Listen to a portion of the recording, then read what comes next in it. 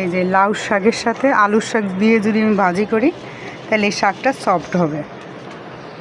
আর লাউ শাক যদি আমার না থাকতো তাহলে আমি এই আলুর শাকটা আমি মাছের পাশে দিতে পারতাম। যে কোনো মাছের সঙ্গে যদি আলুর শাকটা দেওয়া যায় তাহলে দারুণ লাগে। এই শাকটা খুবই একটা মজাদার শাক।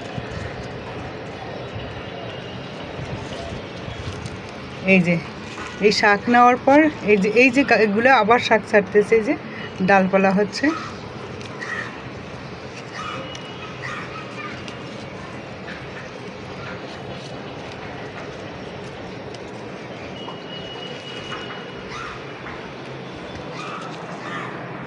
এই যে কচু পাতা, এইটাও ছেঁড়ার পর মনে পড়ছে যে আমার এই যে বাগানে কচুর শাক আছে।